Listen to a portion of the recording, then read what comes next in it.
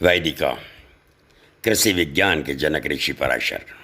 दुनिया के अन्य महाद्वीपों के लोग जब वर्षा बादलों में गड़गड़ाहट होने पर भयभीत होकर गुफाओं में छुप जाते थे, जब उन्हें एग्रीकल्चर का कह गए तक भी मालूम नहीं था।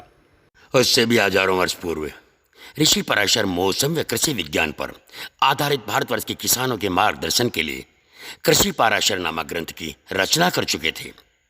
3 खंडों में लिखा गया ये लघु ग्रंथ वृष्टि ज्ञान, मेघ का प्रकार, कृषि भूमि का विभाजन, कृषि में काम आने वाले यंत्रों का वर्गीकरण, आकार प्रकार, वर्षा जल के मापन की विधियां, हिंदी महीने पूस के महीने में वायु की गति व दिशा के आधार पर 12 महीनों की बारिश का अनुमान व मात्रा प्रतिशत निकालने की विधि, बीजों का रक्षण, जल रक्षण की विधि, कृषि में काम आने वाले वाहक पशुओं की देखभाल, पोषण व उनके प्रबंध के संबंध में अमूल्य जानकारी निर्देश दिया गया है। ऋषि पराशर ग्रंथ में लिखते हैं, जीवन का आधार कृषि है, कृषि का आधार वृष्टि अर्थात बारिश है। हर किसान को बारिश के विषय में जरूर जानना चाहिए। ऋषि पराशर ने अपने ग्रंथ के द्वितीय खंड वृष्टि खंड में बादलों को 4 भागों में वर्गीकृत किया है। बादलों का यह वर्गीकरण उनके आकार पैटर्न के आधार पर किया गया है। ज्ञात हो आधुनिक मौसम विज्ञान भी कंप्यूटर मॉडल एल्गोरिदम के तहत इसी कार्य को आज कर रहे हैं। आवर्त मेघ, समृद्ध मेघ, पुष्कर मेघ, द्रोण मेघ।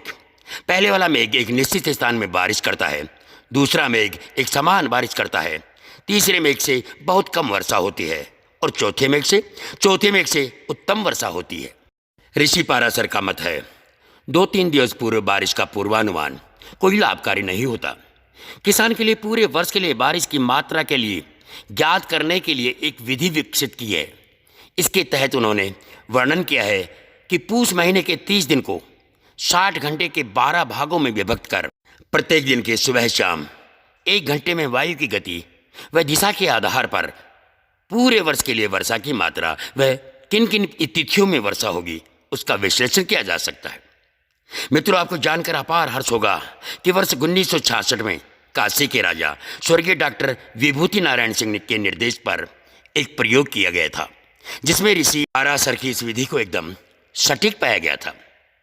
अब बात हम ऋषि पराशर के ग्रंथ की कृषि खंड की करते हैं। ऋषि पराशर ने कृषि भूमि को 3 भागों में विभाजित किया। पहला अनूप कृषि भूमि, दूसरा जांगल कृषि भूमि एवं तीसरा विकट भूमि। पहली से दूसरी, दूसरी से तीसरी भूमि को कृषि के लिए सर्वश्रेष्ठ माना गया। कृषि खंड में उन्होंने बताया किस महीने में बीजों का संग्रहण करना चाहिए, बीजों की रक्षा कैसे करनी चाहिए, बीजों का रोपण किस विधि से करना चाहिए। कृषि कार्य के खगोलीय घटनाओं में नक्षत्र आदि के प्रभाव का भी उन्होंने विस्तृत वर्णन किया है। सचमुच अकीत का भारत विश्वगुरु था, जहां ज्ञान विज्ञान कला कौशल के भरमार थी। कोई ऐसा क्षेत्र है जहां हमारे ऋषि मुनियों ने अमूल्य ग्रंथों की रचना न की हो। दुर्भाग्य से महाभारत के महायुद्ध में हजारों लाखों ऋषि महर्षि योद्धा मारे गए। परिणाम स्वरूप गुरुकुल शिक्षा पद्धति और शिक्षा परंपरा विद्या के वैदिक संस्थाएं लुप्त हो गई। देश की अधिकांश जनता पाखंड, अंधविश्वास, ढोंग, आडंबर, जातिवाद, आलसी, भाग्यवादी, पुरुषार्थ विहीन हो गई। 90% से अधिक ज्ञान परंपरा व ग्रंथ लुप्त हो गए और उसका खामियाजा हम और आप क्या पूरी दुनिया उठाएगी। आज जलवायु परिवर्तन के कारण अमेरिका, ऑस्ट्रेलिया की भूमि बंजर होती जा रही है। ये भारत के ऋषि महर्षियों का प्रबल प्रताप ज्ञान ही था। कृषि क्षेत्र में लाखों करोड़ों वर्ष के पश्चात भी भारत भूमि बंजर नहीं हो पाई। ऋषि पराशर का मत था कि प्रकृति का बलात् दोहन हमें नहीं करना चाहिए। पर्यावरण की सुरक्षा करते हुए प्रकृति का उपयोग हमें करना चाहिए। जी हाँ बंधु, भारतवर्ष ऋषि महर्षियों के समय से ही कृषि विज्ञान में आगे रहा है और यही कारण है कि आज भी भारत की भूमि अधिकतर बंजर नहीं है। जय श्री महर्षि पराशर जी, जय श्री महर्षि पराशर जी। जी हाँ बंधु, ये प्यारा सा लेख हमें फॉरवर्ड होकर के प्राप्त हुआ था, जिससे हमने हमारा स्वर दिया। हम हैं आपके पूर्णमल पारिक, जवान भाई।